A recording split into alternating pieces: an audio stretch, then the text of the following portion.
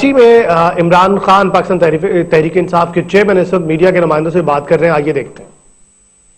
Tax के खिलाफ 8 महीने हो गए हमने पिटीशन दी है। मैं सुप्रीम कोर्ट को रिक्वेस्ट करूंगा कि हमारे ड्रोन हमलों की पिटीशन को सुना जाए, क्योंकि पाकिस्तान की सॉवरेंटी के खिलाफ है, ये वायलेट करती है हमारी सॉवरेंटी। और हम चाहते हैं कि अदालत में आके ये प्राइम मिनिस्टर और ये प्रेसिडेंट बताएं कि आपको किसने, अगर आप मजम्मत कर रहे हैं, ये मुनाफिकत ना करें, क्योंकि विकीलीक्स में भी ये आया है और बॉब वुड की किताब में भी ये आया है कि प्रेसिडेंट और प्राइम मिनिस्टर की इजाजत से ये हमले हो रहे हैं।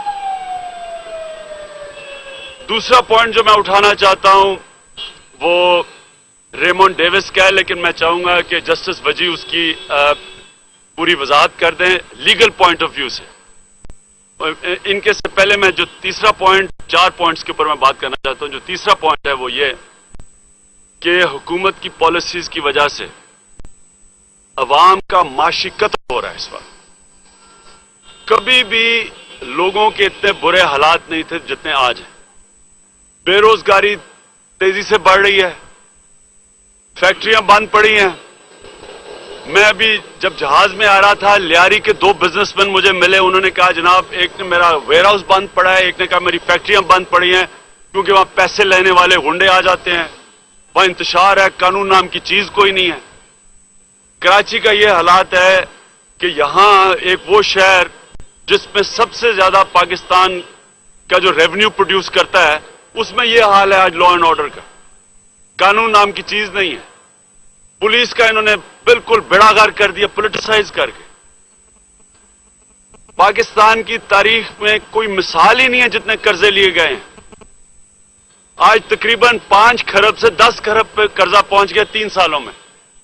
सारी तारीख में तकरीबन 5 खरब कर्जा था, 3 सालों के अंदर 5 से 10 खरब कर्जा पहुंच गया। इसे कौन वापस करेगा? ये इसको जो कीमत अदा करनी पड़ेगी कर्जों की किस्तों की, वो अवाम महंगाई के जरिए देगी। चीजें महंगी होती जाएंगी, गरीब कुचला जा रहा है, गरीब गरीब हो रहा है और अमीर अमीर हो रहा है।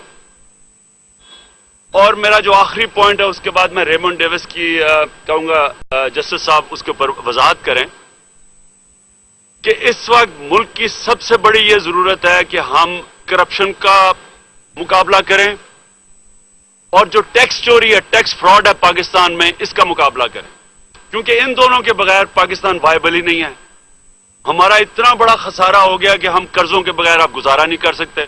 कर्जे बंद होते हैं, पाकिस्तान बैंकरप्ट हो जाता है। इन दोनों का अगर हमने इनका मुकाबला करना है, टैक्स कैसे इकट्ठे करने हैं और करप्शन कैसे खत्म करनी है, इसका सिर्फ एक तरीका है कि इस मुल्क की लीडरशिप, इस मुल्क के बड़े बड़े सियासी लीडर सबसे पहले अपने असासे डिक्लेयर करें कि पाकिस्तान में कितना पैसा है, पाकिस्तान से बाहर इनका कितना पैसा है।